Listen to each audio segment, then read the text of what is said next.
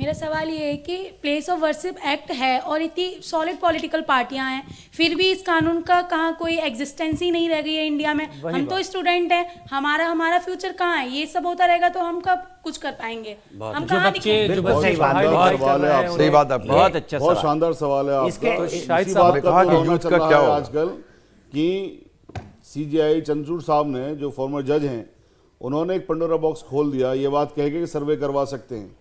होना ये चाहिए था कि जब एक्ट बन गया और उस एक्ट के लिए इन सीजे साहब ने ही पता है क्या कहा है, मैं आपको बता दूं। बाबरी मस्जिद वाले केस में कहा बहुत प्यारा एक्ट है, बहुत खूबसूरत एक्ट है और अब किसी और मंदिर मस्जिद की बात नहीं होगी। ये हम यहां पर आस्था के बेस पे जजमेंट दे रहे हैं बाबरी मस्जिद का कि हिंदुओं की आस्था की बात है, ठीक है, दे दिया हमने, अब और बात नहीं होगी। इससे बड़ी बात तो कोई नहीं थी।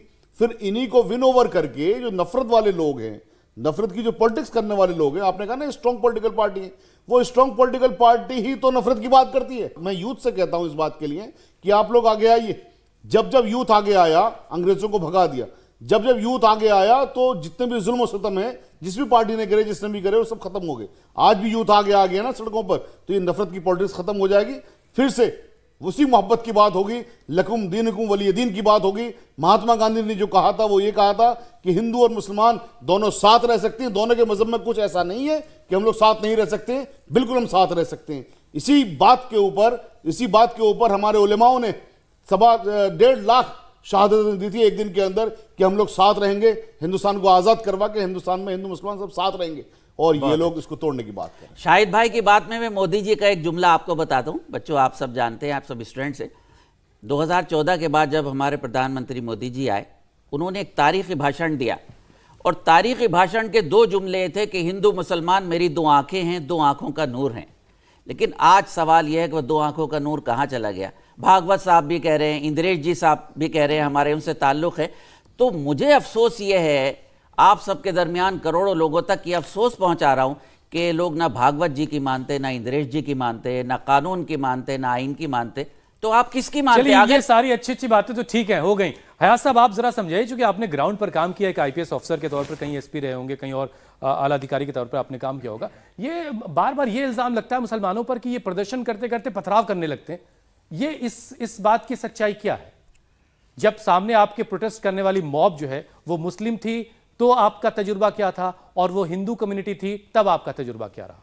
देखिए, ये जब भी ये प्रोसेशन निकलता है या पथराव होता है तो इसमें कहना बहुत मुश्किल है कि वो पथराव शुरू कैसे होता है, पहला पथराव? पत्थर डाला किसने, ये एक बहुत बड़ी है। इस पर कभी इन्वेस्टिगेशन हो नहीं पाता है। और जितने भी इस तरह की चीज़ें होती है फसाद करने वाले में, तो वो मोटिवेटेड, जैसे आप देखते हैं कि जब हमने देखा कि जमशेदपुर में हर साल जब रामनवमी का प्रोसेशन निकलता था तो वो प्रोसेशन पीसफुली चलता था। जैसे वो मस्जिद आती थी तो उसमें कुछ लोग, 2-4 लोग होते थे, वहाँ आकर के बहुत ही एजिटेटेड हो जाते थे, प्रोवोक करते थे। तो प्रोवोकेशन होता है और ये कभी इन्वेस्टिगेशन में नहीं आया। और हमेशा जो पुलिस गोली भी चलाती है तो आज तक कभी दंगा करने वाले लोग उसके शिकार नहीं होते हैं, सब इनोसेंट लोग होते हैं।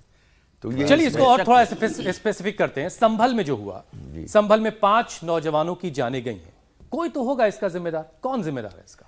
तो ये तो वहाँ के एडमिनिस्ट्रेशन की ड्यूटी है, इसीलिए मैं कह रहा हूं कि it is a failure of the administration. मुसलमानों की तकलीफ ये है कि पुलिस का रवैया अगर सामने मुसलमान है तो बिल्कुल अलग हो जाता है, वो दुश्मनों की तरह से ट्रीट कर रहे होते हैं। अगर न्यूट्रलिटी रहे पुलिस के, जो they are supposed to be, उनको तनख्वाह मिलती है कि वो कॉन्स्टिट्यूशन को फॉलो करें, रूल ऑफ लॉ को फॉलो करें। बहुत अच्छा। अगर उनका मोटिवेटेड, उनका जो बिहेवियर है वो भी अपने आप को एक क्राउड का जो दूसरा सेंटिमेंट है, वो क्राउड जो है वो मुसलमान हो, हिंदू हो, सिख हो, उससे जोड़ते हैं। वो भूल जाते हैं कि मैं यूनिफॉर्म पहना हो, वो जुट जाते हैं कि उनको तनख्वाह मिलती है कि आप न्यूट्रल रहें और आप सेंटिमेंट्स में, इमोशंस में नहीं काम कर सकते। वहाँ एक दूसरा, जिस तरह से एक जज होता है जब वो चेयर पर बैठता है। स्टेट हुई, लेकिन क्या ऐसा होता है? ऐसा नहीं होता है, ऐसा नहीं होता है। हिंदू या मुसलमान हो जाता है तो इसलिए होता है कि इसलिए कि उनके ऊपर कभी एक्शन नहीं होता है।